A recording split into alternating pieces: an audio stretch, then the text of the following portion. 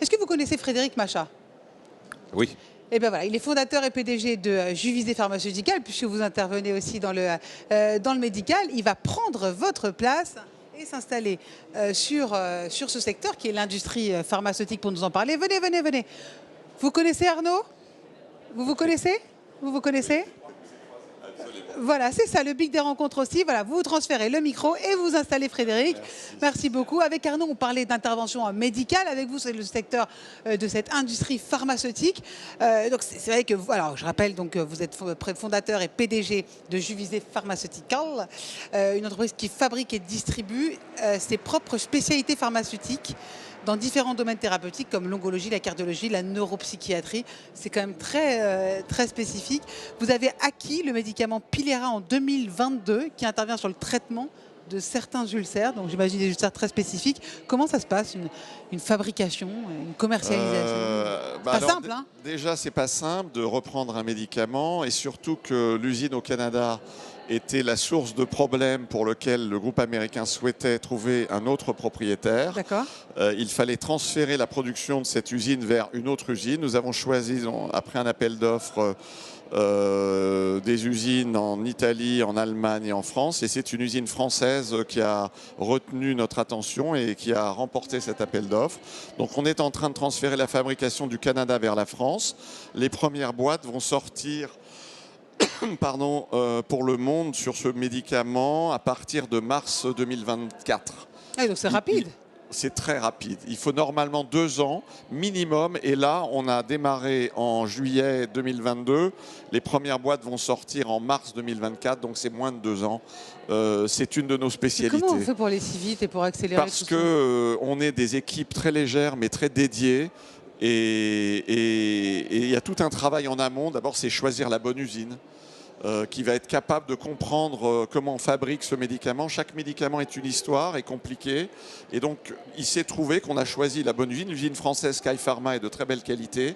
Et donc, ils ont fait un travail remarquable. Mais ça casse un peu, j'imagine, les préjugés qu'on avait jusqu'à présent, qu'on ne pouvait pas fabriquer des médicaments en France ou en Europe, que c'était des obstacles et que c'était compliqué. Oui et non, c'est un débat dans lequel je ne rentrerai pas, mais c'est possible de fabriquer en Europe. Europe. Vous avez choisi la France, voilà, c'est ça. Nous fabriquons toujours en Europe, que ce soit en France, en Allemagne, en Italie, en Espagne. C'est là où se trouvent nos usines principales. D'accord. Enfin, des usines qui sont des façonniers, nous ne sommes pas propriétaires d'usines. Oui. Voilà, donc la commercialisation de son côté a été lancée. On a lancé des forces de vente commerciales, des programmes commerciaux en Italie, en Allemagne, en Espagne.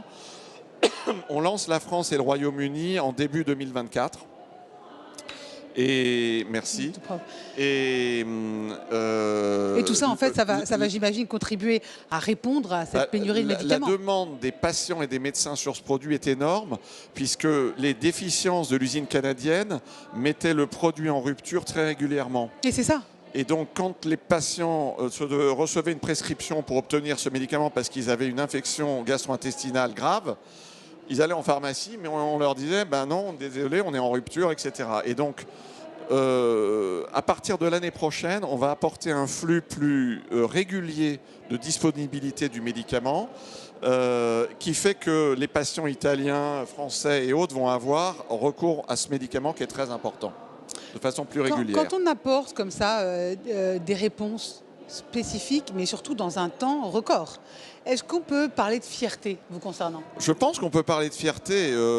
Comme je l'expliquais tout à l'heure, nous avons emporté cette transaction contre des concurrents qui étaient 20 fois plus gros que nous.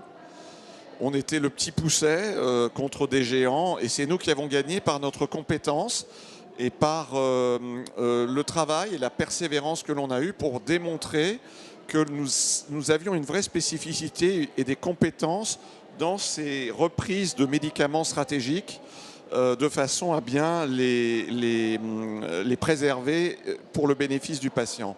Donc, et aujourd'hui, les cédants se sont félicités en nous disant vous avez fait un travail remarquable. Évidemment, et donc voilà. Pour vous, ça c'est forcément vecteur de faire. C'est tout à fait, c'est voilà. Vecteur d'expérience pour nous. Merci beaucoup en tout cas et bravo Frédéric Macha. Vivement donc le mois de mars 2024, fondateur et PDG de Juvisé Pharmaceutical. Merci beaucoup.